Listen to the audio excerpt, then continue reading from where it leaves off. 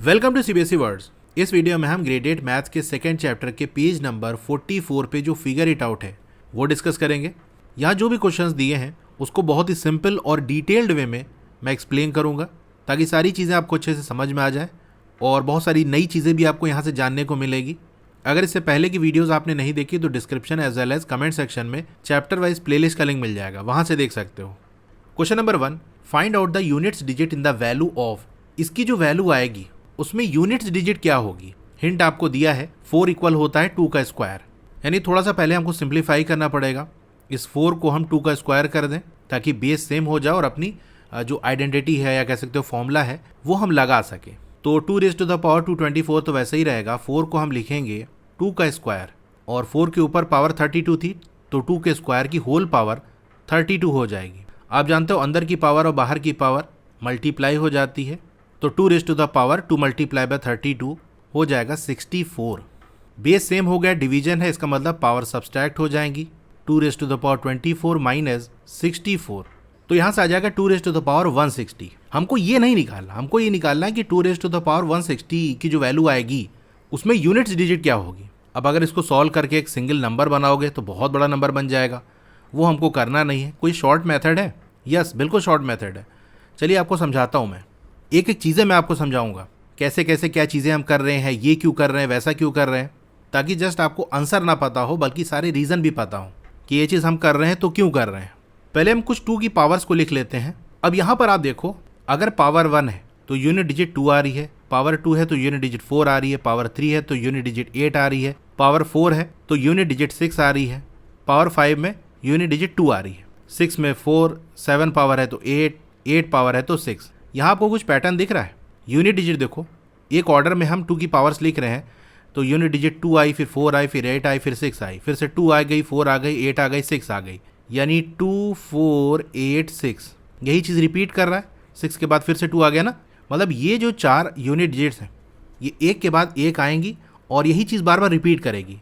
पहले unit digit 2 आएगी, फिर 4 आएगी, फिर 8 आएगी, फिर 6 आएगी, फिर अगले नंबर में 2 4 8 6, इस तरह चलता रहेगा। तो यहाँ से हम कह सकते हैं 2 रेज़ टू द पावर 1, इसमें जो यूनिट डिजिट आएगी वही हमारी देखो 2 रेज़ टू द पावर 5 में आ रही है, 32 है ना, तो 2 आ रही है कि नहीं। 1 और 5 में कितने गैप है? 4 का गैप है, यानी हर 4 के बाद चीज़ें रिपीट कर रही हैं। तो जो 2 रेज़ टू द पावर 1 में आया था, यानी पावर जब 1 थी तो जो यूनिट डिजिट आई थी 4 पावर के बाद, यानी जब पावर 5 हो जाएगी तो फिर से वही आएगा, क्योंकि हर 4 के बाद रिपीट हो रही है चीज़ें। अच्छा, इस पावर को अगर हम डिवाइड करें, 2 रेज़ टू द पावर 1 है ना, तो 1 को अगर हम डिवाइड करें 4 से क्यों डिवाइड कर रहे हैं? क्योंकि 4 का ही ग्रुप बनना है।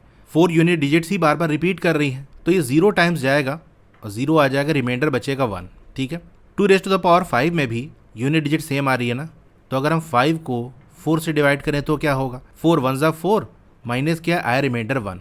दोनों में रिमाइंडर 1 आ रहा है और यूनिट डिजिट क्या आ रही है? 2 आ रही है। अब यहाँ पर देखो, जो हमारी यूनिट डिजिट रिपीट कर रही है उसमें पहली डिजिट कौन सी आ रही है? 2 आ रही है ना, तो रिमाइंडर हमारा 1 बच रहा है, तो यूनिट डिजिट हमारी 2 आ रही है।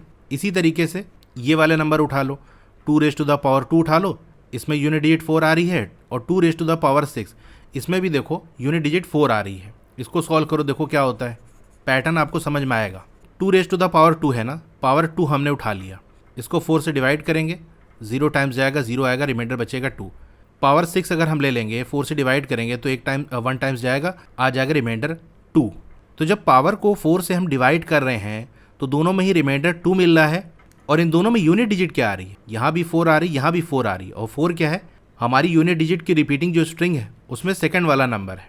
तो यहाँ से हम क्या कह सकते हैं, क्या करना पड़ेगा? पावर को 4 से डिवाइड कर लो, अगर रिमाइंडर आता है 1 तो उसकी यूनिट डिजिट होगी 2, अगर रिमाइंडर आता है 2 तो यूनिट डिजिट होगी 4, अगर रिमाइंडर आता है 3 तो यूनिट डिजिट होगी 8, अगर रिमाइंडर आता है 4, लेकिन 4 से डिवाइड करने में रिमाइंडर 4 नहीं आ सकता, रिमाइंडर हमेशा डिवाइजर से कम होता है, तो 1 2 3 यही रिमाइंडर आ सकते हैं।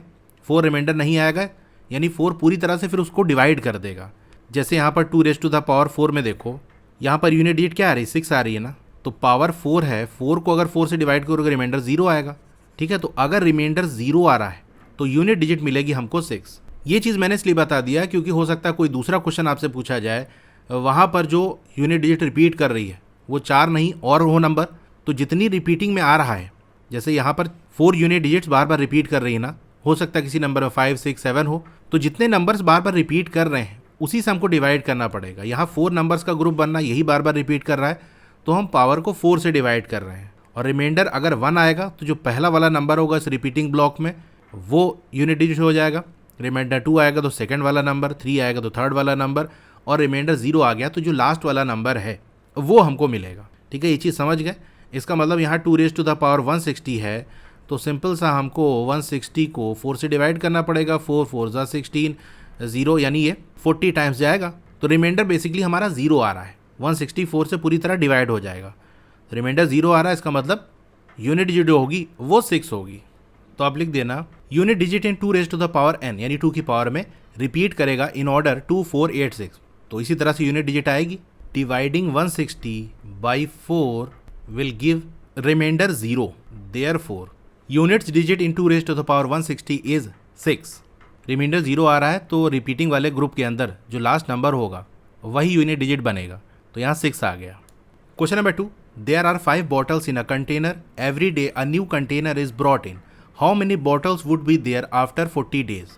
तो एक कंटेनर में 5 बॉटल्स हैं और हर रोज़ एक नया कंटेनर आ रहा है, यानी एक दिन में एक कंटेनर आ रहा है। तो पूछ रहा है आपसे कितनी बॉटल्स होंगी 40 डेज़ के बाद। तो पहले ये निकालो 40 डेज़ के बाद कंटेनर कितने होंगे। हर रोज़ एक कंटेनर आ रहा है तो एक दिन में एक कंटेनर, 40 डेज़ में 40 कंटेनर हो जाएंगे। और एक कंटेनर के अंदर 5 बॉटल है, तो 40 मल्टीप्लाई बाय 5 आप कर दोगे तो आ जाएगा 200, यानी 200 बॉटल्स होंगी। तो इसका आंसर आप ऐसे लिख देना, each day 1 container arrives, each container has 5 bottles, therefore total bottles after 40 days क्या हो जाएगा, 40 मल्टीप्लाई बाय 5 आ गया 200। Question number 3, write the given numbers as product of 2 और more powers in 3 different ways. तो यहाँ जो नंबर दिया है, जैसे फर्स्ट वाले की बात कर लें 64 रेज़ टू द पावर 3, इसको 2 या 2 से ज़्यादा नंबर के प्रोडक्ट के फॉर्म में लिखना हो और वो नंबर पावर्स के फॉर्म में हो, और ये चीज़ आपको 3 अलग अलग तरीके से लिखना है। तो पावर्स के फॉर्म में लिखना है ना, इसका मतलब बेस और पावर इसको थोड़ा सा एडजस्ट करके चेंज करके हम काम करेंगे। तो आप ये करो, ये जो बेस है ना इसका प्राइम फैक्टराइजेशन कर लो और फिर से इसको रीअरेंज करेंगे। चलिए करेंगे, आपको ये चीज़ समझ में आएगी। कहने का मतलब ये है कि 64 का आपने प्राइम फैक्टराइजेशन कर लिया, तो हम क्या करेंगे 64 को ही ब्रेक करके लिखेंगे और उसके बाद उसी हिसाब से हम पावर सेट कर लेंगे। जैसे ही 64 में हम 2 अलग कर दें और बाकी जो 2 है इनको आपस में मल्टीप्लाई कर लें। 2 टू ज़ा 4, 4 टू ज़ा 8, 8 टू 16, 16 टू ज़ा 32। नहीं तो सिंपल ऐसे देख लो, ये 2 अलग कर दिए तो बचा क्या, ये 32 बचा। तो 64 का क्यूब, इसको हम क्या लिख सकते हैं, 64 को लिख सकते हैं 2 मल्टीप्लाई बाय 32, होल पावर हमारा 3 हो गया। अब जो 3 पावर लगी है वो 2 और 32 दोनों की पावर है, क्योंकि ब्रैकेट के अंदर 2 और 32 मल्टीप्लाई हो रहा है। तो एक बार 2 के ऊपर ये पावर 3 लग जाएगी, मल्टीप्लाई बाय एक बार 32 के ऊपर ये पावर लग जाएगी। तो देखो जो हमसे करने को कहा था कि 2 या 2 ज़्यादा नंबर, तो यहाँ 2 नंबर्स हैं जो कि पावर के फॉर्म में लिखे हैं, उनके मल्टीप्लिकेशन के फॉर्म में यानी प्रोडक्ट के फॉर्म में हमने 64 रेज़ टू द पावर 3 को लिख लिया। तो ये एक तरीका हो गया। 2 और इसी तरह से लिखने हैं, कोई दिक्कत नहीं। इस बार 2 to 2 एक साथ कर लेंगे और बाकी जो है जो 4 2s हैं वो अलग हो जाएंगे, यानी 16 4 ज़ा 64 होता है ना, तो ऐसे ब्रेक करेंगे। 4 multiply by 16 raise to the power 3, तो 4 raise to the power 3 multiply by 16 raise to the power 3। और कैसे 64 को हम ब्रेक कर सकते हैं, 8 8 ज़ा 64 होता है कि नहीं, 8 multiply by 8 raise to the power 3। बस ये जो 64 इसी को ब्रेक कर रहे हैं, बाकी होल पावर 3 है तो वो लगाते जा रहे हैं। तो ओपन करोगे तो 8 raise to the power 3 multiply by 8 raise to the power 3 बनेगा कि नहीं। इसी तरह सेकंड वाला करेंगे। यहाँ पर देखो बेस 192 है ना, तो इसी का प्राइम फैक्टराइजेशन कर लो। तो 192 रेज़ टू द पावर 8, इसको हम क्या लिख सकते हैं, 192 को ही हम ब्रेक करेंगे। अब जैसे 2 to 2 अगर एक साथ उठा लें और बाकी जो 4 2 हैं और एक 3 है इसको एक साथ रख लें, तो 192 को हम लिख सकते हैं 4 मल्टीप्लाई बाई 2 टू ज़ा 4, 4 टू ज़ा 8, 8 टू 16, 16 3 ज़ा 48। नहीं तो देख लो यहाँ तक तो हम ले लिए थे, फिर ये 48 बचा, तो 4 multiply by 48 raise to the power 8। तो 4 के ऊपर पावर 8 लग गई, मल्टीप्लाई बाई 48 के ऊपर पावर 8 लग गई। अब 3 to 2 एक साथ उठा लो और बाकी जो 24 है वो अलग कर लो, यानी 192 को हम लिख सकते हैं 8 मल्टीप्लाई बाई 24। 8 और 24 मल्टीप्लाई करोगे तो 192 आएगा, इसके ऊपर पावर 8, तो 8 raise to the power 8 multiply by 24 raise to the power 8। और कैसे लिख सकते हैं, देखो यहाँ पर जो 2 है वो कितना है, 1 2 3 4 5 6, तो हम ऐसे लिख सकते हैं 2 raise to the power 6 multiply by 1 तो 3 है, तो 192 को इस तरह से हमने लिख दिया और होल पावर तो 8 है ही। अब 2 रेज टू द पावर 6 इसके ऊपर पावर 8 लग रही है, multiply by 3 raise to the power 8, तो 2 रेज टू द पावर 6 है और बाहर 8 है, 8 6 48, तो हम लिख सकते हैं 2 raise to the power 48 multiply by 3 raise to the power 8। तो ये ऐसे हमने लिख दिया। और भी तरीके से लिखा जा सकता है, ये 3 लिखने को कहा था तो हमने 3 बता दिया। थर्ड वाला देखो 32 रेज टू द पावर -5, तो बेस 32 है ना, तो इसको हम क्या लिख सकते हैं, देखो इस 2 को दोनों को एक साथ ले लें तो ये हो जाएगा हमारा 4 मल्टीप्लाई बाई ये 3 2 एक साथ हो जाएगा तो 8, 32 को 4 मल्टीप्लाई बाई 8 लिख सकते हैं पावर -5, तो ये हो जाएगा 4 raise to the power -5 multiply by 8 raise to the power -5। यहाँ पर 2 कितने हैं, 5 2 है ना, तो 32 को हम लिख सकते हैं 2 रेज टू द पावर 5, इसकी होल पावर -5, तो 2 रेज टू द पावर अंदर की पावर बाहर की पावर मल्टीप्लाई होगी 5 5 जा, और एक पॉजिटिव एक नेगेटिव है तो -25। लेकिन ये आंसर नहीं होगा क्योंकि हमको 2 नंबर के मल्टीप्लिकेशन के फॉर्म में लिखना है, या तो एक ही नंबर आपने लिखा है तो ब्रेक कर लेंगे भैया, हम तो जानते हैं ना कि अगर नंबर्स मल्टीप्लाई हो रहे हैं बेस सेम है तो पावर्स ऐड हो जाती हैं, तो क्या इसको हम ऐसे नहीं कर सकते 2 raise to the power -10 multiply by 2 raise to the power -15, multiply करोगे पावर ऐड हो जाएगी -10 प्लस -15, 2 निगेटिव नंबर हैं ऐड हो रहे हैं तो नंबर ऐड हो जाएगा, साइन माइनस का लगेगा तो -25 पावर आ जाएगी। तो इस तरह से हमने ब्रेक कर लिया। और कैसे लिख सकते हैं, देखो एक 2 अलग रख दो और बाकी 2 एक साथ कर लो। 32 को हम लिख सकते हैं 2 मल्टीप्लाई बाई 16, तो 2 raise to the power -5 multiply by 16 raise to the power -5, ठीक है। तो इस तरह से हमने लिख दिया। Question number 4, examine each statement below and find out if it is always true, only sometimes true और never true, explain your reasoning. तो स्टेटमेंट दी है, आपको बताना है कि क्या ये स्टेटमेंट हमेशा ट्रू होगा या कभी कभी ट्रू होगा, यानी ट्रू भी हो सकता है फॉल्स भी हो सकता है, या फिर नेवर ट्रू कभी सही नहीं होगा यानी हमेशा फॉल्स ही होगा। जो भी है रीज़न भी आपको एक्सप्लेन करना है। चलिए देखते हैं। पहला स्टेटमेंट है cube numbers are also square numbers. अच्छा जी, 64 एक क्यूब नंबर है, 4 का क्यूब होता है कि नहीं, और ये स्क्वायर नंबर भी है 8 का स्क्वायर, तो बात तो सही है। लेकिन 8 देखो ये क्यूब नंबर है, 2 का क्यूब है, लेकिन किसी नंबर का स्क्वायर नहीं है, तो मतलब एक बार सही हुआ एक बार गलत हुआ, तो ओनली समटाइम्स ट्रू, कभी सही होगा कभी सही नहीं होगा। तो आंसर प्रॉपर कैसे लिखना है वो मैंने ऑलरेडी लिखा है ताकि टाइम बच जाए, मेन चीज़ एक्सप्लेन ही करना हो। तो आप लिखोगे ओनली समटाइम्स ट्रू। रीजनिंग में आप एग्जाम्पल दे देना कि 64 क्या है, 4 का क्यूब है तो एक क्यूब नंबर भी है, और ये 8 का स्क्वायर होता है तो स्क्वायर नंबर भी है। लेकिन 8 की बात कर लें तो 8 2 का क्यूब होता है यानी क्यूब नंबर तो है, लेकिन किसी का स्क्वायर नहीं तो स्क्वायर नंबर नहीं है। सेकंड स्टेटमेंट है fourth power are also square numbers. किसी भी नंबर की जो फोर्थ पावर है, जैसे मान लो कोई नंबर n है, इसकी पावर 4, कह रहा है ये स्क्वायर नंबर भी होगा, तो क्या इसको स्क्वायर नंबर के फॉर्म में हम लिख सकते हैं? आप ये जानते हो कि n की पावर अगर हम 2 कर दें और उसकी होल पावर फिर से 2 लगा दें तो पावर और पावर मल्टीप्लाई हो जाती है अंदर की और बाहर की, मतलब इसको इस तरह से हम लिख सकते हैं। अब यहाँ पर क्या हो रहा है, कोई नंबर है n स्क्वायर, उसके ऊपर पावर 2 लगी है, मतलब n raise to the power 4 को हमने स्क्वायर नंबर के फॉर्म में लिख दिया कि नहीं। एग्जाम्पल समझो, क्या ये 2 रेज टू द पावर 4 कोई स्क्वायर नंबर है? तो 2 रेज टू द पावर 4 को हम क्या लिख सकते हैं, 2 रेज टू द पावर 2, इसकी होल पावर 2, 2 का स्क्वायर होता है 4, 4 का स्क्वायर कर दिया हमने, आ गया 16। तो 2 रेज टू द पावर 4 को हम 4 रेज टू द पावर 2 के फॉर्म में लिख दे रहे हैं कि नहीं, और 4 का स्क्वायर तो स्क्वायर नंबर तो होगा ही है, यानी 16 स्क्वायर नंबर है कि नहीं। नहीं समझ पाए, चलो एक और एग्जाम्पल ले लेते हैं। हमने लिखा 3 रेज टू द पावर 4, इसको हम क्या लिख सकते हैं, 3 का स्क्वायर इसका होल स्क्वायर, अंदर की पावर बाहर की पावर मल्टीप्लाई होगी तो पावर 4 आ जाएगा, कोई दिक्कत की बात नहीं है। 3 के स्क्वायर को लिख सकते हैं 9, 9 का स्क्वायर। अब 9 का स्क्वायर एक स्क्वायर नंबर है कि 9 9 81 होता है कि नहीं, 9 का स्क्वायर एक स्क्वायर नंबर है, यानी फोर्थ पावर वाले नंबर को हम स्क्वायर पावर वाले नंबर में बदल सकते हैं, यानी किसी नंबर का स्क्वायर बना सकते हैं, और किसी नंबर का स्क्वायर बना दोगे तो स्क्वायर नंबर मिलेगा ही, ऑब्वियस सी बात है। ऐसे आप कितने भी एग्जाम्पल ले लो, कहीं से भी उठा लो, आपको ये मिलेगा। तो देखा 2 रेज टू द पावर 4 16 ये स्क्वायर नंबर है, 3 रेज टू द पावर 4 81 ये स्क्वायर नंबर है। तो ये चीज़ हमेशा होगी, ऑलवेज ट्रू।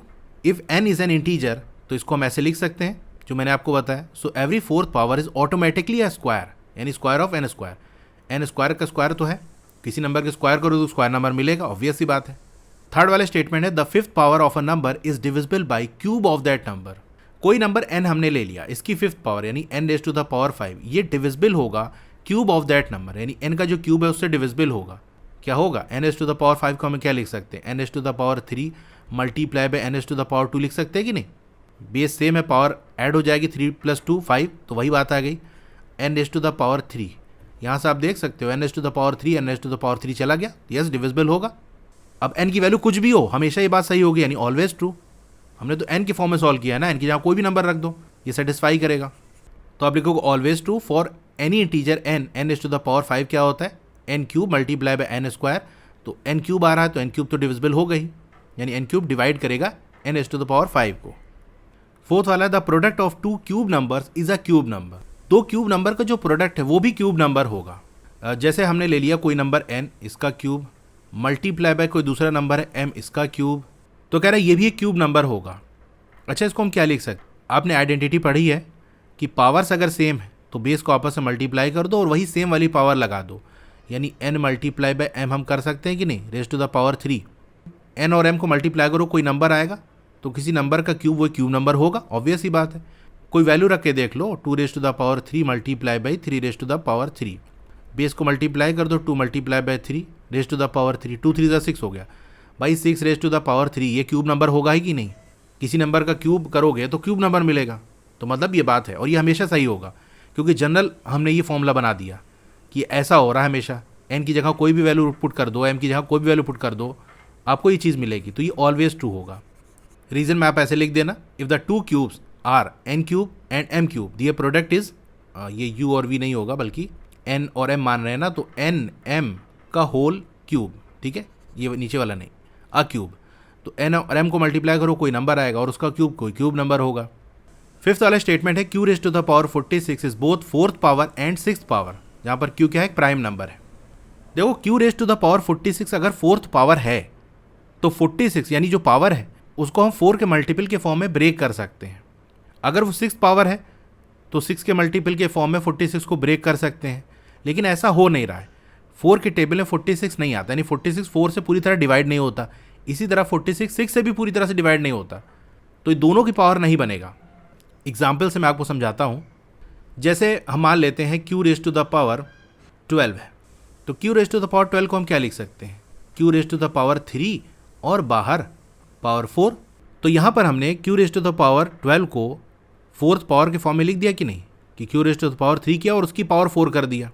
इसी तरीके से q⁻12 को हम ऐसे ब्रेक कर सकते हैं, q⁻2 कर दिया और उसकी होल पावर 6, तो 2 और 6 मल्टीप्लाई होगा तो 12 आएगा। यहाँ पर देखो हमने 6th पावर के फॉर्म में इसको लिख दिया कि कोई नंबर बनाए जिसकी पावर 6 हो, और बेस हमारा यही क्यू ही चल रहा है, तो ऐसे हमने ब्रेक कर लिया। तो यहाँ 4th पावर भी आ गई, 6th पावर भी आ गई, लेकिन 46 को आप ऐसे नहीं कर सकते, क्योंकि ऐसा करने के लिए 46 को 4 का मल्टीपल होना पड़ेगा, 6 का मल्टीपल होना पड़ेगा, लेकिन वो है नहीं। 12 क्यों हो जा रहा है, क्योंकि 12 4 का भी मल्टीपल है, 4 3 ज़ा 12, और 12 6 का भी मल्टीपल है, 6 2 ज़ा 12, इसलिए हो रहा है। तो 2 और 6 के फॉर्म में, 3 और 4 के फॉर्म में हमने ब्रेक कर लिया। 46 में ऐसा हम नहीं कर पा रहे हैं, तो ये बात कभी सही नहीं होगी। तो आंसर हो जाएगा never true. If q⁻46 were a 4th power, अगर q⁻46 4th पावर होती तो जो एक्सपोनेंट 46 है would have to be a multiple of 4, 4 का मल्टीपल होना चाहिए था, तभी हम उसको 4 से डिवाइड करके और 2 नंबर के मल्टीप्लिकेशन के फॉर्म में लिख देते, एक पावर अंदर रख देते, एक बाहर रख देते, यानी 4th वाली जो पावर है वो बाहर आ जाती, तो 4th पावर बन जाता वो पूरा नंबर। If it were a 6th power 46 would have to be multiple of 6। इसी तरह अगर ये 6th पावर होती तो 46 को हम 6 के मल्टीपल के फॉर्म में लिख सकते हैं, लेकिन ये 6 से डिविजिबल ही नहीं है, तो मल्टीपल के फॉर्म में लिख नहीं पाओगे। And 46 is not a multiple of 4 और 6, तो इन दोनों का ही मल्टीपल नहीं है, यानी 46 को इस तरह से हम ब्रेक नहीं कर सकते, तो ये बात कभी सही नहीं होगी। Question number 5, simplify and right these in exponential form. Simplify करना है, देखो बेस सेम है, पावर्स ऐड हो जाएगी, तो आ जाएगा 10⁻⁻7। सेकेंड वाला देखो डिवाइड हो रहा है, बेस सेम है, तो पावर्स का सब्सट्रैक्शन हो जाएगा, आ जाएगा 5⁻3। यहाँ डिवीजन हो रहा है तो पावर्स का सब्सट्रैक्शन हो जाएगा, -7 - 4, तो 9⁻11 आ गया आंसर। फोर्थ वाला देख लो, 13 की पावर -2 है और बाहर -3 है, तो अंदर की पावर बाहर की पावर मल्टीप्लाई हो जाएगी, तो आ जाएगा 13⁻6। फिफ्थ वाला देखो m⁻5 n⁻12 और ब्रैकेट में mn की पावर 9 है ना, मतलब होल इन दोनों की पावर 9 है, तो m को भी पावर 9 मिल जाएगी, n को भी पावर 9 मिल जाएगी। यहाँ पर m की पावर 5 है, यहाँ m की पावर 9 है, तो m की पावर 5 + 9। अच्छा, ये सारे आपस में मल्टीपल में हैं, मल्टीप्लाई हो रहे हैं। मल्टीप्लाई बाई n⁻⁴, यहाँ पावर 12 है, यहाँ 9 है, तो 12 + 9 कर दिया, तो यहाँ से आ जाएगा m की पावर 14, n की पावर 12 + 9 21। तो ये आंसर हो गया। क्वेश्चन नंबर 6, इफ 12 का स्क्वायर इक्वल है 144 के, व्हाट इज। अच्छा, यहाँ जो नंबर्स हैं आप देखो, नंबर वही, बस डेसिमल लगाया गया है और डेसिमल की पोजीशन चेंज की गई है। यानी हमको 12 का स्क्वायर दिया, यानी 12 का स्क्वायर, तो 12 यहाँ भी है, बस बीच में डेसिमल है, यहाँ पर डेसिमल इधर आ गया, यहाँ डेसिमल और पीछे आ गया, यहाँ पर 12 के बाद 0 आ गया। एक चीज़ आप जानते होगे, नहीं जानते तो मैं थोड़ा सा आपको बता देता हूँ। जैसे दो या दो ज़्यादा डेसिमल वाले नंबर को मल्टीप्लाई कर, अच्छा यहाँ पावर 2 है तो दो ही नंबर को मल्टीप्लाई करके मैं दिखाता हूँ। जैसे हमने एक नंबर ले लिया 3.8 और एक दूसरा नंबर ले लिया 14.7, इन दोनों को अगर मल्टीप्लाई करो, ठीक है, इन दोनों को मल्टीप्लाई करना, अभी डेसिमल भूल जाओ, सिंपल 38 और 147 को मल्टीप्लाई करो तो आएगा 5586। अब डेसिमल लगाएं कैसे, तो क्या करेंगे, जो दो नंबर आपस में मल्टीप्लाई हुए हैं, राइट से देखो कितनी डिजिट के बाद डेसिमल है, यहाँ राइट से एक डिजिट के बाद डेसिमल, यहाँ भी राइट से एक डिजिट के बाद डेसिमल, तो 1 और 1 2, यानी जो आंसर आएगा वहाँ पर 2 डिजिट के बाद राइट से डेसिमल लगेगा। एक और एग्जांपल लेते हैं, 173.15 और 12.3, इनको मल्टीप्लाई करें तो सिर्फ नंबर को अगर हम मल्टीप्लाई करें तो आएगा 2129745। अब जो दो नंबर हमने मल्टीप्लाई किए थे उसमें देखो, पहला वाला नंबर राइट से 2 डिजिट के बाद डेसिमल, यहाँ राइट से 1 डिजिट के बाद डेसिमल, तो इधर 2 डिजिट के बाद इधर 1 डिजिट के बाद, यानी टोटल 3 डिजिट के बाद डेसिमल लगेगा हमारे आंसर में 1 2 3, यानी डेसिमल हमारा यहाँ लगेगा। तो समझ गए, मेन चीज़ आपको ये बता रहा था कि जो दो नंबर आपस में मल्टीप्लाई हो रहे हैं उनमें डेसिमल कहाँ पर लगा है, राइट से कितनी दूरी पे लगा है, कितने डिजिट के बाद, तो दोनों में टोटल कितने डिजिट के बाद लगा है वही आपके फाइनल आंसर में होगा। तो अब एक बार में हमारा ये आंसर निकल आएगा। 1.2 का स्क्वायर है, डेसिमल भूल जाओ, 12 का स्क्वायर क्या ये दिया ही है आपको 144। अब 1.2 का स्क्वायर मतलब 1.2 मल्टीप्लाई बाय 1.2, यहाँ से एक डिजिट के बाद डेसिमल, यहाँ से एक डिजिट के बाद डेसिमल, यानी टोटल 2 डिजिट के बाद डेसिमल लगेगा राइट से। तो इधर से चलेंगे तो 4 उसके बाद डेसिमल, तो इसकी वैल्यू आ गई 1.44। ये हो गया आंसर, सिर्फ डेसिमल का खेल है और कुछ नहीं है। सेकंड वाला देखो, 0.12 का स्क्वायर, यानी 0.12 और 0.12 मल्टीप्लाई होगा, यहाँ 2 डिजिट के बाद, यहाँ 2 डिजिट के बाद, यानी जो आंसर आएगा हमारा वहाँ पर 4 डिजिट के बाद डेसिमल आएगा। तो सिंपल डेसिमल हटाएंगे तो 12 का स्क्वायर यानी 144 होगा। यहाँ से चले तो 3 डिजिट के बाद डिजिट ही खत्म हो गई, तो अपने से एक जीरो बढ़ाएंगे, अगर डिजिट खत्म हो जाए तो एक जीरो पीछे की तरफ अपने से बढ़ा देंगे। अब 4 डिजिट हो गई ना, अब यहाँ डेसिमल लगाएंगे, यानी इसकी वैल्यू आ जाएगी 0.0144। अब थर्ड वाला देखो, 0.012, इसका स्क्वायर कर रहे हैं ना, तो यहाँ से 3 डिजिट के बाद डेसिमल, यहाँ से 3 डिजिट के बाद डेसिमल, यानी जो आंसर आएगा उसमें 6 डिजिट के बाद डेसिमल लगेगा। तो भाई डेसिमल हटा दो, सिंपल ये 12 बन जाएगा, यानी ये हो जाएगा 144। राइट से 6 डिजिट के बाद डेसिमल लगाना है, 3 डिजिट के बाद डिजिटें खत्म हो गई तो जीरो अपने से बढ़ा दो 3 ठो और फिर डेसिमल लगा दो। डेसिमल से पहले तो हम ट्रेडिशनली जीरो लगाते हैं, तो आंसर आ जाएगा 0.0000144। अभी फिफ्थ वाला देखो, इसमें भी अगर जीरो हटा दो, 12 का स्क्वायर करोगे तो 144 आएगा, लेकिन ये जीरो यहाँ पर लगा है, तो अगर किसी नंबर के लास्ट में एक जीरो होता है, स्क्वायर होता है, लास्ट में 2 जीरोज आ जाते हैं, तो यहाँ 2 जीरो लगा देंगे। अगर नहीं समझ पा रहे हो तो ऐसे समझ लो कि भैया 12 को हम क्या लिख सकते, 120 को हम 12 मल्टीप्लाई बाई 10 लिख सकते हैं कि नहीं, स्क्वायर। तो अब ये 12 का स्क्वायर हो गया मल्टीप्लाई बाई 10 का स्क्वायर। 12 का स्क्वायर तो जानते ही 144, 10 का स्क्वायर 100, 144 100 को मल्टीप्लाई कर लो, ऐसे आ जाएगा। तो ये शॉर्ट में मैंने थोड़ा बता दिया। Question number 7, circle the numbers that are same. तो वो नंबर जो कि सेम है उनको सर्किल करो। अब देखो कौन छोटा कौन बड़ा, इसको पता करने के लिए सब एक जैसे दिख रहे हो तो पता कर सकते हैं। कहीं पर 2 और 3 है, कहीं पर 6 और 3 है, कहीं 6 है, कहीं 18 है, ऐसे काम नहीं चलेगा। आपने ये चीज़ क्लास 6 या 7 में पढ़ी होगी कि किसी नंबर का जो प्राइम फैक्टराइजेशन होता है वो यूनिक होता है। जैसे मैंने 6 का प्राइम फैक्टराइजेशन किया तो ये होता है 2 मल्टीप्लाई बाई 3। अब 2 मल्टीप्लाई बाई 3 किसी और का प्राइम फैक्टराइजेशन नहीं होगा, यानी किसी भी नंबर को हम प्राइम नंबर्स के मल्टीप्लिकेशन के फॉर्म में लिखें तो वो उसका लिखने का तरीका एक ही होगा, यानी वो सिर्फ एक ही नंबर को डिनोट करेगा। यानी 6 को हम ऐसे ही लिख सकते हैं 2 मल्टीप्लाई बाई 3। हाँ, ऑर्डर चेंज कर सकते हो, इसको आप 3 मल्टीप्लाई बाई 2 कर दो तो बात वही पड़ेगी। बाकी ऐसा नहीं कि कुछ और तरीके से आप लिख सको प्राइम नंबर्स का यूज़ करके, बस ऐसे ही लिख सकते हो 6 को। या हम कह सकते हैं 2 और 3 को मल्टीप्लाई करेंगे तो सिर्फ एक ही नंबर मिलेगा, वो है 6, इसके अलावा और कुछ नहीं मिल सकता। तो ये दोनों आपस में यूनिक होते हैं एक दूसरे के। तो अगर प्राइम फैक्टर्स के मल्टीप्लिकेशन के फॉर्म में हम इन नंबर्स को लिख दें तो वो नंबर्स यूनिक होंगे, यानी उसकी वैल्यू यूनिक होगी। तो वही सेम नंबर की पावर अगर अलग अलग होगी तो छोटा बड़ा बता सकते हैं। यानी अगर 2 की पावर 3 लिखा है और 2 की पावर 7 लिखा है, 2 की पावर 2 लिखा है, तो उस केस में हम बता सकते हैं ना कौन छोटा कौन बड़ा। बेस सेम है तो पावर्स को कंपेयर कर लो। तो यही काम हम यहाँ पर करेंगे। तो चलो, ये तो 2 और 3, इसमें बेस तो हमारा प्राइम नंबर्स हैं, इसमें तो कुछ करना नहीं, इसको बना लो। तो ऐसे आपको लिखना पड़ेगा 6 raise to the power 4 multiply by 3 raise to the power 2। 6 को हम लिख सकते हैं 2 multiply by 3 whole power 4 multiply by 3 का स्क्वायर। तो ये होगा 2 raise to the power 4 multiply by 3 raise to the power 4 multiply by 3 raise to the power 2। तो 2 raise to the power 4 multiply by, देखो दोनों में बेस 3 है, पावर 4 और 2 है, ऐड हो जाएगी तो 3 रेज़ टू द पावर 6 हो जाएगा। यही तो हमारा पहला वाला था। इसका मतलब ये वाला और ये वाला सेम है, तो सर्किल करना था, ये हमने सर्किल कर लिया। इसी तरह 6 रेज़ टू द पावर 10 का कर लो। 6 को लिख सकते हैं 2 मल्टीप्लाई बाय 3, तो ये हो जाएगा 2 raise to the power 10 multiply by 3 raise to the power 10। तो बेस तो सेम आ रहा है लेकिन पावर अलग आ रही है। यहाँ पर 2 और 3 की पावर 10 आ रही है, और इधर हमको जो सेम वाले दोनों अभी देखे 2 की 4 आ रही है और 3 की 6 आ रही है। तो ऐसे हमको दिखना पड़ेगा कि अगर पावर 2 की 4 आ रही है और 3 की 6 आ रही है तो ही वो हमारे इक्वल होगा, यानी ये वाला इक्वल नहीं होगा।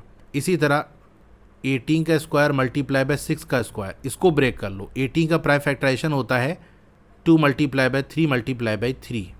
6 को हम लिख सकते हैं 2 मल्टीप्लाई बाय 3, 2 का स्क्वायर मल्टीप्लाई बाई 3 का स्क्वायर मल्टीप्लाई बाय 3 का स्क्वायर मल्टीप्लाई बाई, दूसरा ब्रैकेट आ जाओ 2 का स्क्वायर मल्टीप्लाई बाय 3 का स्क्वायर। तो 2 की पावर हम क्या लिख सकते हैं, ये देखो पावर 2 है, यहाँ 2 है, तो पावर ऐड हो जाएगी 2 रेज़ टू द पावर 4 हो जाएगा, मल्टीप्लाई बाई 3 की पावर 2 पावर 2 पावर 2, तो 3 रेज़ टू द पावर 6 हो जाएगा। देखो ये भी उसी फॉर्मेट में आ गया कि नहीं। तो ये वाला भी इक्वल हो जाएगा इन दोनों के। और 6 रेज़ टू द पावर 24, 6 को हम लिख सकते हैं 2 मल्टीप्लाई बाय 3, तो इसकी पावर 64 लगेगी, 2 रेज़ टू द पावर 24 रहेगी, तो 2 रेज़ टू द पावर 24 और 3 रेज़ टू द पावर 24 बनेगा। तो इक्वल नहीं होगा, देखने से ही लग रहा है। तो बस यही 3 में हम सर्किल कर देंगे। हमको सर्किल करना था जो सेम नंबर हो, तो थोड़ा सा इस तरह से आपको सॉल्व करके दिखाना पड़ेगा। तो ये इसका आंसर हो गया। Question number 8, identify the greater number in each of the following. तो बड़ा नंबर आप बताओ। तो 4 रेज़ टू द पावर 3 ये होता है 64 and 3 raise to the power 4, 3 3 9, 9 3 27, 27 और 3 81। तो 64 81 कौन बड़ा, 81 बड़ा। तो हम लिख सकते हैं 3 raise to the power 4 is greater. अभी सेकंड वाला आ जाओ, 2 रेज़ टू द पावर 8 और 8 रेज़ टू द पावर 2। अब इसको हम कैसे निकालेंगे, जैसे अभी किया उसी तरह से कर सकते हैं कि 2 रेज़ टू द पावर 8 की वैल्यू लिख लो, 8 रेज़ टू द पावर 2 की वैल्यू लिख लो और कंपेयर कर लो। लेकिन हम दूसरे तरीके से भी कर सकते हैं, क्योंकि अभी थर्ड वाले में आओगे ना तो ये लॉजिक आपका वर्क नहीं करेगा। यहाँ 2 रेज़ टू द पावर 100 है, निकाल ही नहीं पाओगे।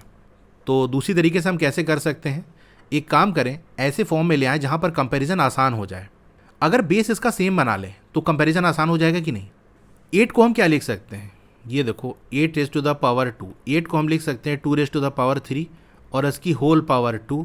तो यहाँ से आ जाएगा 2 raise to the power 3 multiply by 2, 6 आ गया। तो 8 का स्क्वायर बेसिकली होता है 2 रेज़ टू द पावर 6, और 2 रेज़ टू द पावर 6 और 2 raise to the power 8 base same है तो पावर इसकी ज़्यादा, वो नंबर बड़ा होगा। तो यहाँ से हम कह सकते हैं कि 2 रेज़ टू द पावर 8 बड़ा होगा, क्योंकि 8 रेज़ टू द पावर 2 की वैल्यू आ रही है 2 raise to the power 6, base हमने सेम बना लिया। तो 2 रेज़ टू द पावर 6 छोटा होगा 2 रेज़ टू द पावर 8 से। तो ये ऐसे हमने कर लिया।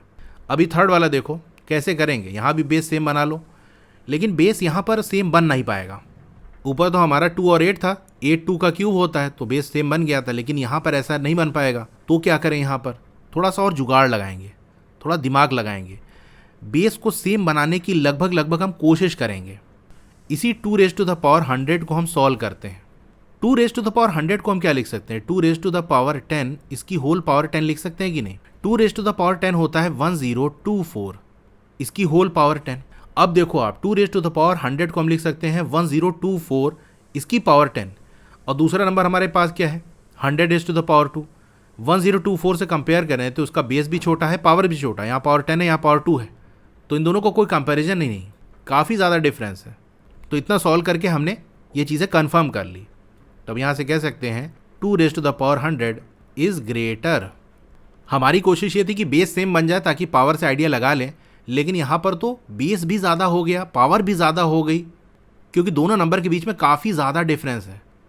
नहीं तो चैप्टर की स्टार्टिंग में हमने देखा था किसी चीज़ को हम डबल करते चले जाएं तो बहुत बड़ी वैल्यू बन जाती है। 46 टाइम्स अगर फोल्ड कर दें पेपर को तो स्टार्टिंग में 0.01 जो हमने लिया था वही मून तक पहुंच जा रहा था, और 100 का स्क्वायर तो 10,000 होता है, तो बहुत छोटी वैल्यू है। Question number 9, a dairy plans to produce 8.5 billion packets of milk in a year. तो एक डेयरी ने प्लान किया कि 8.5 बिलियन पैकेट्स हम मिल्क का हर साल प्रोड्यूस करेंगे। They want a unique ID यानी identifier code for each packet. हर पैकेट पे उनको एक कोड लगाना था। If they choose to use the digit 0 to 9, how many digit should the code consist of. अगर उन्होंने डिसाइड किया कि वो जो कोड होगा उसमें हम डिजिट्स का यूज़ करेंगे 0 से लेकर 9 तक, तो उस कोड के अंदर कितनी डिजिट होगी। सबसे पहले 8.5 बिलियन को हम क्या लिख सकते हैं, 8.5 मल्टीप्लाई बाई 10⁻⁹ ये होता है। इतने पैकेट हर साल प्रोड्यूस करने हैं और हर पैकेट पे एक कोड चाहिए, यानी इतने कोड हमको जनरेट करने पड़ेंगे। तो वो कोड कितने डिजिट का होगा, हमने देखा है कि जितने डिजिट का कोड होता है वही चीज़ें आपस में मल्टीप्लाई होती है। जैसे मान लो हमको 3 डिजिट का कोड बनाना है तो इस पहली प्लेस पे 0 से लेकर 9 तक कोई भी 10 नंबर आ सकता है। इसी तरह दूसरी प्लेस पे 0 से लेकर 9 तक कोई भी 10 नंबर आ सकते हैं। थर्ड वाली प्लेस पे भी 0 से लेकर 9 तक कोई से भी 10 नंबर आ सकते हैं। ये सब आपस में मल्टीप्लाई करेंगे तो हमको वैल्यू मिलती थी कि इससे कितने टोटल कोड जनरेट किए जा सकते हैं। तो आ जाएगा 10⁻3। हमको कितना जनरेट करना है, 8.5 मल्टीप्लाई बाई 10⁻9। तो अगर 9 डिजिट होगी तो कितने कोड बना सकते हैं, 10⁻9। लेकिन हमको 10⁻9 नहीं बनाना, उसमें 8.5 मल्टीप्लाई कर दें तो जो वैल्यू मिलेगी उतना बनाना है। तो अगर उस कोड के अंदर हम 9 डिजिट्स का यूज़ करेंगे तो टोटल कोड इतने बन पाएंगे। हमको उससे ज़्यादा बनाना है, 10⁻9 से ज़्यादा बनाना है। तो अगर हम 10 डिजिट्स लेंगे तो कितने कोड जनरेट हो सकते हैं, 10⁻10, यानी 10 को 10 बार लिख के मल्टीप्लाई कर दो। जितनी नंबर ऑफ डिजिट होगी इस कोड में उतनी बार 10 लिख के मल्टीप्लाई होगा। तो 10 डिजिट का कोड बनाना है तो 10 टाइम्स लिख के मल्टीप्लाई होगा, तो वैल्यू आ जाएगी 10⁻10। यानी कम से कम उसके अंदर 10 डिजिट तो होनी चाहिए, क्योंकि 9 डिजिट लोगे तो सारे कोड ना बन पाएंगे। क्योंकि मिल्क के पैकेट जो प्रोड्यूस करने हैं वो 10⁻9 से ज़्यादा है, इसमें 8.5 मल्टीप्लाई हो रहा तो और बड़ी वैल्यू मिलेगी। यानी नंबर ऑफ कोड्स जो हमको चाहिए होंगे वो 10⁻9 से ज़्यादा होंगे। तो उसके बाद एक डिजिट बढ़ाओगे तो आपको नंबर ऑफ कोड्स 10⁻10 मिलेंगे। तो आंसर में आप ऐसे लिखना, number of distinct codes with n digits. अगर n डिजिट है तो कितने कोड जनरेट हो सकते हैं, 10⁻n। To have the unique ID code for each packet, ये 10⁻n की वैल्यू 8.5 मल्टीप्लाई बाई 10⁻9 जो कि नंबर ऑफ पैकेट्स हैं, इससे ज़्यादा ही इसके बराबर होना चाहिए। तो n की जगह आप 9 रखोगे तो ये वैल्यू छोटी हो जाएगी। हमको 8.5 मल्टीप्लाई बाई 10⁻9 से बड़ी वैल्यू चाहिए, तो कम से कम 10 तो रखना ही पड़ेगा। तो n क्या बता रहा है कि कितने डिजिट का कोड होगा। So at least 10 digits are required, कम से कम 10 डिजिट तो रिक्वायर होगी, क्योंकि 10 डिजिट से हम 10⁻10 कोड्स जनरेट कर सकते हैं। और हमको इतने पैकेट प्रोड्यूस करने हैं, इतने कोड तो कम से कम चाहिए, तो इससे थोड़ा सा ज़्यादा होगा, लेकिन कम से कम यही पॉसिबल है। Question number 10, 64 is a square number, ये 8 का स्क्वायर होता है, और एक क्यूब नंबर भी यानी 4 का क्यूब है। Are there other numbers that are both squares and cubes, तो क्या ऐसे और भी नंबर्स हैं जो कि स्क्वायर भी हो क्यूब भी हो। Is there a way to describe such numbers in general, क्या इन नंबर्स को डिस्क्राइब करने का कोई जनरल तरीका है, आसानी से पहचान सकें या फाइंड आउट कर सकें कि कौन से ऐसे नंबर्स होंगे जो कि स्क्वायर नंबर्स और क्यूब नंबर्स दोनों होंगे। तो कुछ नंबर्स जो कि दोनों ही हैं, स्क्वायर भी हैं क्यूब भी हैं, वो आपका एक तो 1 है, 1 का स्क्वायर करोगे तो 1 आएगा, 1 का क्यूब भी 1 होगा। इसी तरह दूसरा नंबर है 729। 729 एक स्क्वायर नंबर है क्योंकि ये 27 का स्क्वायर है, और ये एक क्यूब नंबर भी है क्योंकि ये 9 का क्यूब है। इसी तरह एक नंबर है 4096, ये 64 का स्क्वायर है तो स्क्वायर नंबर भी हो गया। ये 16 का क्यूब है तो क्यूब नंबर भी हो गया। ये कैसे हमने निकाला, जनरल वे इसका क्या हो सकता है। जैसे मान लो कोई नंबर है n⁻6, इसको हम क्या लिख सकते हैं, n⁻3, इसकी होल पावर 2, 3 और 2 मल्टीप्लाई होगा 6 आ जाएगा। यानी n⁻6 एक स्क्वायर नंबर है, क्योंकि यहाँ पर n³ का स्क्वायर हम कर ले रहे हैं, पावर हमारी 2 आ जा रही है। n⁻6 को हम ऐसे भी तो लिख सकते हैं, n⁻2 और बाहर पावर 3, तो पावर 3 लग रही है, यानी एक क्यूब नंबर भी है। तो ऐसा नंबर जो किसी नंबर की 6th पावर है वो स्क्वायर नंबर भी होगा क्यूब नंबर भी होगा, क्योंकि पावर 6 को हम 3 और 2 के फॉर्म में ब्रेक कर सकते हैं। एक पावर अंदर रखेंगे, एक पावर बाहर रखेंगे, तो दोनों तरीके से अरेंज कर सकते हैं। ऊपर देखो 3 को अंदर रखा, 2 बाहर रखा, यानी n³ की होल पावर 2 है तो ये स्क्वायर नंबर हो गया। यहाँ पावर 3 आ रही है बाहर तो ये क्यूब नंबर भी हो गया। We can write n⁻6 equal n का स्क्वायर और इसकी होल पावर 3। और ये बराबर होगा n raise to the power 3 इसकी होल पावर 2। तो क्यूब भी लग गया, स्क्वायर भी लग गया। So the numbers of the form n raise to the power 6 are both a perfect square and a perfect cube. तो किसी नंबर को n raise to the power 6 के फॉर्म में आपने लिख दिया तो वो परफेक्ट स्क्वायर भी होंगे, परफेक्ट क्यूब भी होंगे। एग्जाम्पल से समझते हैं। जैसे हमने लिखा 2 रेज़ टू द पावर 6, तो 2 रेज़ टू द पावर 6 को हम क्या लिख सकते हैं, 2 क्यूब होल पावर 2। 2 क्यूब होता है 8, 8 का स्क्वायर किया तो आया 64। तो 2 की पावर 6 को हमने 8 के स्क्वायर के फॉर्म में लिख दिया, जो कि होता है 64, और 64 स्क्वायर नंबर है कि नहीं। ये ऊपर हमारा ही तो निकल के आया था, देखो 64 स्क्वायर नंबर भी है, क्यूब नंबर भी है। इसी तरीके से 2 रेज़ टू द पावर 6 को हम 2 रेज़ टू द पावर 2 इसकी होल पावर 3 ऐसे लिख सकते हैं। 2 टू द 4, 4 की पावर 3, तो 4 का क्यूब है तो क्यूब नंबर ही हमको मिलेगा 64। 3 रख के देख लो, 3 रेज़ टू द पावर 6 इसको 3 क्यूब इसका स्क्वायर, 3 3 से 9, 9 3 से 27, तो ये 27 का स्क्वायर हो जाएगा। तो 27 का स्क्वायर जो होगा वो स्क्वायर नंबर होगा कि नहीं, और 27 का स्क्वायर होता है 729।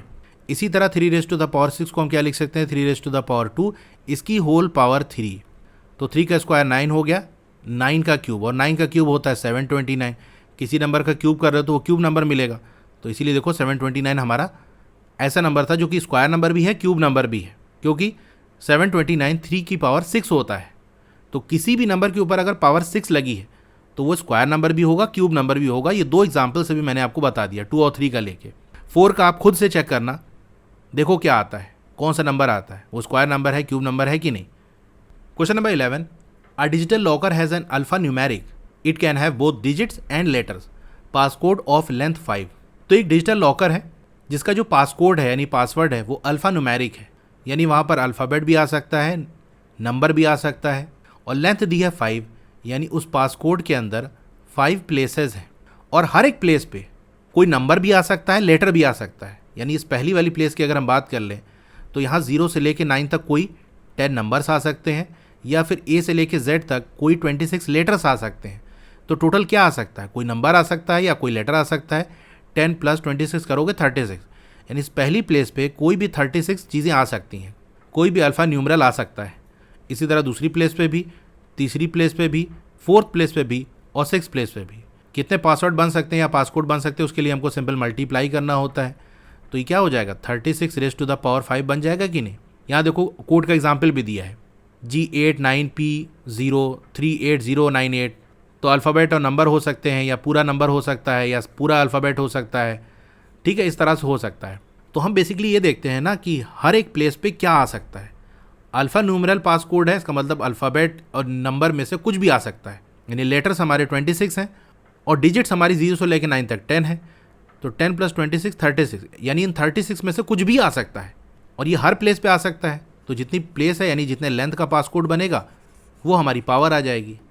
तो ऐसे इसका आंसर आप दे दोगे, there are 26 letters and 10 digits. तो 26 और 10 ऐड किया, 36 चॉइसेस आ गई for each place. Given passcode length आपको 5 दिया है, तो 36 रेज़ टू द पावर 5 ये टोटल पासकोड्स पॉसिबल है। Question number 12, the world wide population of sheep 2024 का आपको डाटा दिया है, is about 10 raise to the power 9। दुनिया भर में शीप की जो पॉपुलेशन है वो है 10 raise to the power 9, and that of goats is also the same. Goat की भी इतनी ही है लगभग। What is the total population of sheep and goats. तो टोटल पॉपुलेशन शीप और गोट की क्या होगी। भैया शीप की जो पॉपुलेशन है वो 10 रेज़ टू द पावर 9 है, गोट की पॉपुलेशन भी 10 रेज़ टू द पावर 9 है। टोटल निकालने के लिए दोनों को ऐड करोगे कि नहीं। 5 रुपये मेरे पास है, 2 रुपये तुम्हारे पास है, टोटल कितने हो गए, 7 रुपीज़ हो गए कि नहीं। ऐड करना पड़ेगा कि नहीं। अब ये किस फॉर्मेट में लिखा जा सकता है ये देखो, क्या 10 raise to the power 9 + 10 raise to the power 9 इसको 20 रेज़ टू द पावर 9 लिख सकते हैं। नहीं लिख सकते, क्योंकि ऐसा नहीं कि डायरेक्ट बेस को ऐड कर दिया और पावर वही चिपका दिया, ऐसा नहीं होगा। इसको आप इस तरह लिख सकते हो, जैसे हमने लिखा 3 + 3, तो आप क्या लिख सकते हो 2 × 3, 3 और 3 आपका 6 होता है, 2 to 3 ऐड हो रहे हैं तो 2 × 3। इसी तरह हम ऐसे कह सकते हैं कि 2 to 10 raise to the power 9 add हो रहे हैं तो 2 × 10 रेज़ टू द पावर 9, तो ऐसे लिख सकते हैं। अब यहाँ देखो, आप इस तरह देखो, आपको यहाँ 6 वाले में दिया है और इस तरीके से आपको ये 5th वाले में दिया है, तो इन 2 तरीके से लिख सकते हैं। अब सेकंड वाले चेक करो, क्या इस तरह से लिख सकते हैं। तो हमारे जिस फॉर्मेट में आंसर आ रहा है वो ये है। इन दोनों में से किसी फॉर्म में भी अगर हम किसी को बदल सकते हैं तो वैल्यू हमारी मिल जाएगी। सेकंड वाला देखो 10 रेज़ टू द पावर 11, इसको 10 रेज़ टू द पावर 9 के फॉर्म में बदलने की कोशिश करें तो हम क्या लिख सकते हैं 10 raise to the power 2 × 10 raise to the power 9, base same है, पावर ऐड हो जाएगी, 2 + 9 तो 11 आ जाएगा। इसको हम लिख सकते हैं 100 मल्टीप्लाई बाय 10⁻9। हमारा जो आंसर आ रहा है वो 2 मल्टीप्लाई बाय 10⁻9 है, या 100 मल्टीप्लाई बाय 10⁻9 है, तो ये नहीं हो सकता। थर्ड वाला देख लो, 10⁻10 है, तो 10⁻10 को हम क्या लिख सकते हैं, 10 मल्टीप्लाई बाय 10⁻9। तो यहाँ 10 मल्टीप्लाई हो रहा है, इधर 2 मल्टीप्लाई हो रहा है, तो थर्ड वाले के भी इक्वल नहीं होगा। 10⁻18 तो हो ही नहीं सकता, क्योंकि और बड़ी वैल्यू है। नहीं समझ पा रहे तो ऐसे लिख लो, 10⁻18 को 10⁻9 मल्टीप्लाई बाय 10⁻9। आंसर में हमारे 10⁻9 से 2 मल्टीप्लाई हो रहा है, यहाँ पर 10⁻9 से 10⁻9 मल्टीप्लाई हो रहा है, तो भैया ये नहीं हो सकता। तो इस तरह से सारा हमने चेक कर लिया और हमको यही दो अरेंजमेंट मिले कि शीप और गोट की पॉपुलेशन दोनों ही 10⁻9 है। टोटल निकालना हो तो दोनों को ऐड कर देंगे, दो सेम चीज़ें ऐड होती है तो उसको 2 से मल्टीप्लाई कर सकते हैं। तो टोटल पॉपुलेशन को आप चाहे ऐसे रिप्रेजेंट कर दो, ये भी आंसर सही है और ये वाला आंसर भी सही है। तो ये आपको 6 ऑप्शंस दिए थे, कौन सा मैच करेगा, तो ये दोनों मैच करेगा, ये दोनों सही है। क्वेश्चन नंबर 12 हो गया। Question number 13, calculate and right the answer in scientific notation. First वाला है, if each person in the world had 30 pieces of clothing, find the total number of pieces of clothing. दुनिया में जितने भी लोग हैं उन हर एक के पास 30 पीसेज ऑफ क्लोथिंग है, तो टोटल पीसेज ऑफ क्लोथिंग कितनी होगी। एक आदमी के पास 30 पीसेज है, तो दुनिया में जितने लोग होंगे, जो कि ऊपर हमको चैप्टर में दिया था कि 8 मल्टीप्लाई बाई 10⁻9 इतने लोग हैं, तो एक के पास इतना है, तो इतने लोग के पास इसी को 30 से मल्टीप्लाई कर देंगे। भाई एक बंदे के पास 2 एप्पल हैं, तो 10 बंदों के पास 2 मल्टीप्लाई बाई 10, टोटल 20 एप्पल्स होंगे, यानी मल्टीप्लाई करेंगे। तो आंसर आप ऐसे लिखोगे, एस्टिमेटेड वर्ल्ड पॉपुलेशन, एक अंदाजा हम बता रहे हैं ना वर्ल्ड पॉपुलेशन का, तो 8 multiply by 10⁻9। Each person in the world had 30 pieces of clothing, therefore total number of pieces of clothing कितना हो जाएगा। हर एक के पास 30 है और ऐसे इतने लोग हैं, मल्टीप्लाई कर दो, तो 30 और 8 मल्टीप्लाई होगा तो आएगा 240 मल्टीप्लाई बाई 10⁻9। साइंटिफिक नोटेशन में लिखना है ना, तो राइट से इधर डेसिमल लगाएंगे, डेसिमल इधर खसकेगा तो उधर पावर 2 बढ़ जाएगी, तो इसीलिए हमारा आंसर 2.4 मल्टीप्लाई बाई 10⁻11 आ रहा है। डेसिमल इधर हमने किया 2 डिजिट और पावर उधर 2 बढ़ गई, तो डेसिमल जितना लेफ्ट की तरफ चलते जाते हैं पावर उतनी बढ़ती चली जाती है। मैं आपको बता ही चुका हूँ कैसे क्यों होता है, वो भी रीज़न बता चुका हूँ। सेकेंड वाला है, there are about 100 million bee colonies in the world, find the number of honey bees if each colony has about 50,000 bees. हर एक कॉलोनी के अंदर 50,000 बीज हैं। इस तरीके से टोटल 100 मिलियन बी की कॉलोनी है, एक कॉलोनी में इतना, तो 100 मिलियन कॉलोनी में कितना होगा, मल्टीप्लाई करेंगे। एक बंदे के पास 2 रुपये, तो 3 बंदे के पास 3 मल्टीप्लाई बाई 2 6 रुपीज़ होगा, मल्टीप्लाई करना पड़ेगा कि नहीं। तो मेन चीज़ ये समझना है कि मल्टीप्लाई करना है, डिवाइड करना है, ये आइडिया होगा तो आंसर तो निकल ही आएगा। तो आंसर हो जाएगा टोटल नंबर ऑफ हनी बीज इन द वर्ल्ड क्या हो जाएगा, 100 मिलियन को हम लिख सकते हैं 10⁸, क्योंकि 1 मिलियन 10⁶ होता है, 100 मिलियन है तो 2 पावर और आ गई। और 50,000 क्या लिख सकते हैं, 5 मल्टीप्लाई बाई 10⁴। अब 5 वैसे ही रहेगा, दोनों बेस 10 है, पावर को ऐड कर दो, 10⁻12 हो गया। थर्ड वाला है, the human body has about 38 trillion bacterial cell, find the bacterial population residing in all humans in the world. तो एक ह्यूमन के अंदर 38 ट्रिलियन बैक्टीरियल सेल हैं। 38 ट्रिलियन को हम क्या लिख सकते हैं, 38 मल्टीप्लाई बाई 10⁻12। ये एक बंदे के अंदर है, ऐसे कितने बंदे हैं टोटल दुनिया के अंदर, 8 मल्टीप्लाई बाई 10⁻9, तो इन दोनों को मल्टीप्लाई कर देंगे। 8 और 38 को मल्टीप्लाई करोगे आएगा 304 मल्टीप्लाई बाई 10⁻9 और 12 को ऐड करोगे तो आएगा 21। डेसिमल 2 डिजिट इधर जाएगा तो उधर पावर 2 बढ़ जाएगी, यानी 3.04 मल्टीप्लाई बाई 10⁻23। तो देखो ये आंसर आप लिख दोगे, total bacterial population residing in all humans in the world, total इतने ह्यूमन है, हर ह्यूमन के अंदर इतना है, मल्टीप्लाई कर दी, ये आंसर आ गया। फोर्थ वाला है, total time spend eating in a life time in seconds. पूरी जिंदगी के अंदर कितना टाइम खाने पे बीतता है, सेकंड्स में बताओ आप। तो यहाँ पर आपको लाइफ टाइम एज्यूम करना पड़ेगा कि पूरी ज़िंदगी ऑन एन एवरेज कितनी है, 60 ईयर, 70 ईयर, 80 ईयर, कुछ भी मान सकते हो। तो मान लो 80 ईयर्स का लाइफ टाइम है, सेकंड्स में वैल्यू बदलनी है, तो 80 ईयर्स में कितने डेज होंगे, 365 से मल्टीप्लाई कर देंगे, सारी अप्रॉक्सीमेट वैल्यूज़ निकलेंगी, ऐसा नहीं बीच में आप लीप ईयर जोड़ने लगे। तो इतने डेज होंगे। अब हर एक दिन में कितना टाइम लगता है खाने में, इसका भी आपको एक अजम्पशन लेना पड़ेगा। आप बताओ पूरे एक दिन के अंदर आप खाने पे कितना टाइम लगाते हो। जैसे मैं अपना बताऊं तो 1 घंटे से कम के अंदर मेरा खाना हो जाता है, तो ऑन एन एवरेज 1 से 2 घंटा लोग लगाते हैं। तो ऐसी वैल्यू लो जो हमारे लिए सिंपल हो, तो 1 घंटा अगर हम मान लें तो हमारा कैलकुलेशन आसान हो जाएगा। भाई जब चीज़ें हमको अप्रॉक्सीमेट ही लेनी है, एस्टिमेटेड ही लेनी है, तो ऐसी लो जिससे कैलकुलेशन आसान हो जाए। तो 80 ईयर्स और हर एक साल में 365 डेज, और हर दिन के अंदर 1 घंटा खाने पे बीत रहा है तो 1 मल्टीप्लाई कर देंगे। 1 घंटे में कितने मिनट होते हैं 60, तो 60 से मल्टीप्लाई। सेकंड कितने होते हैं 60 से मल्टीप्लाई कर दिया। ईयर से हम डे में गए, डे से हम आर में गए, आर से हम मिनट में गए, मिनट से हम सेकंड में गए, तो वही सारी चीज़ें आपस में मल्टीप्लाई हो रही हैं। ऐसे कन्वर्ट करते हैं। तो इन सबको मल्टीप्लाई कर दोगे आपको वैल्यू मिल जाएगी। ये देखो आप लिखोगे assumed life time of 80 years. हम अज्यूम कर रहे हैं, ये मान के चल रहे हैं। और estimated eating time per day, ये एक अंदाज़ा हम बता रहे हैं कि 1 घंटा। Therefore total time spend eating in a life time 80 years है। हर साल के अंदर 365 डेज और हर एक दिन में 1 घंटा लग रहा है तो 1 से मल्टीप्लाई कर रहे हैं। और 1 घंटे में 60 मिनट होते और हर एक मिनट के अंदर 60 सेकंड होते हैं। सबसे मल्टीप्लाई कर दिए, ये आ गया वैल्यू। अब राइट से 1 2 3 4 5 6 7 8 8 के बाद डेसिमल लगाना है तो 1.0512 मल्टीप्लाई बाय 10⁸ ये वैल्यू आ गई। तो ये क्वेश्चन नंबर 13 हो गया। Question number 14, what was the date 1 अरब that is 1 billion seconds ago. 1 billion second पहले क्या डेट रही होगी ये आपको बताना है। अच्छा, इस क्वेश्चन के सामने क्या लिखा हुआ है आपको, ट्राई दिस, यानी इस क्वेश्चन को आप ट्राई करो। तो ये जो ट्राई दिस वाले क्वेश्चन है ना, ये एग्जाम के लिए रेलेवेंट नहीं है। आपको सिंपल क्वेश्चन इसलिए दिया है ना कि आप ट्राई करके देखो आपसे आंसर निकलता है कि नहीं। क्योंकि ये जो ट्राई दिस वाले क्वेश्चन है या तो बहुत ज़्यादा कॉन्सेप्चुअल होते हैं, यानी बहुत ज़्यादा उसमें दिमाग लगता है तो हर कोई इसको कर नहीं पाएगा, या फिर बहुत लेंदी होते हैं जो काफ़ी टाइम टेकिंग है। लेकिन फिर भी अगर किसी टीचर को नहीं पता तो वो एग्ज़ाम में दे सकता है। इसीलिए मैं आपको चीज़ें पूरी एक्सप्लेन करूँगा कि ये जो आंसर है वो पूरा कैसे निकलेगा।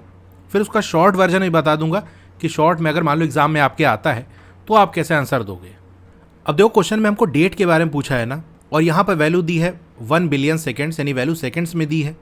हमको डेट पता करनी है, तो अगर हम ये निकाल लें कि 1 बिलियन सेकेंड कितना दिन बनाएगा तो उतना दिन पीछे चले जाएंगे। जैसे आज जब मैं वीडियो रिकॉर्ड कर रहा हूँ तो 26 अगस्त है। अगर मुझे ये जानना है कि 2 दिन पहले क्या डेट थी तो 2 माइनस कर दूंगा, 24 अगस्त ये डेट रही होगी।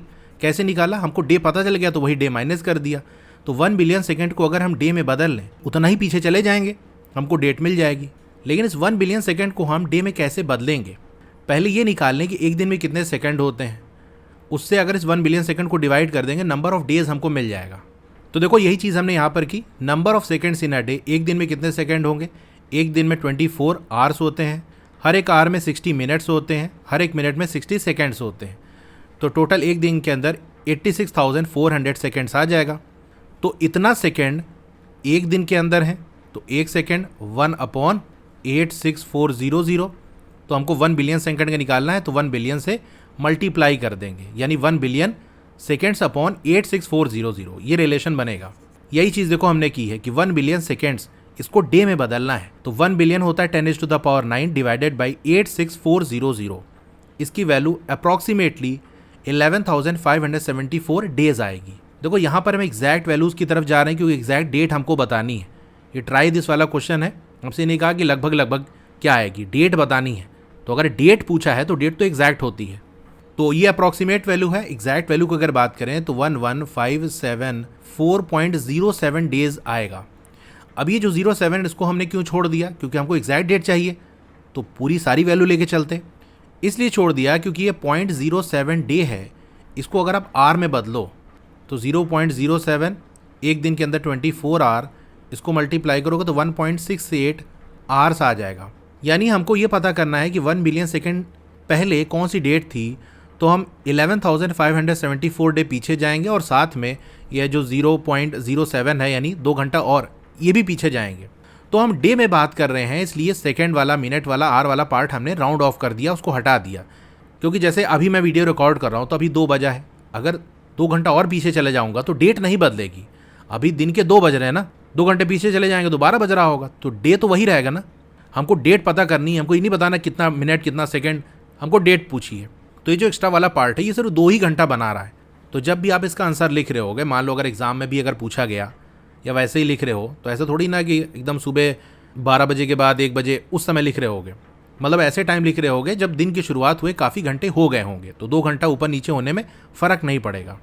इतनी बात अगर नहीं समझ में आई तो इतना याद रखो, हमको डे में आंसर देना था तो आर वाला पार्ट हमने हटा दिया, डे की वैल्यू ही रखी, क्योंकि डेट निकालनी है तो डे के हिसाब से पीछे चलते जाएंगे।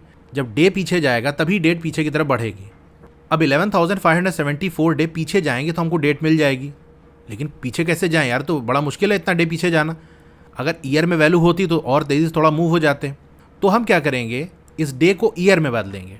तो 1 ईयर के अंदर 365 डेज होते हैं, तो अगर 365 से डिवाइड कर दें तो वैल्यू हमको ये ईयर्स में मिल जाएगी। तो हमने यही किया, 11574 इसको 365 से डिवाइड कर दिया तो लगभग आएगा 31.7, यानी 11,574 डेज, ये लगभग बनेगा 31.7 ईयर्स।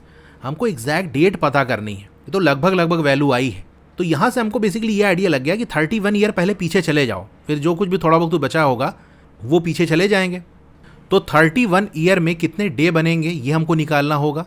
तो 31 मल्टीप्लाई बाय 365 कर दोगे तो आएगा 11,315 डेज, यानी आज की डेट से अगर 31 ईयर पीछे चले जाएं तो इतना दिन हम पीछे जाएंगे। लेकिन इन 31 ईयर में लीप ईयर भी तो होगा।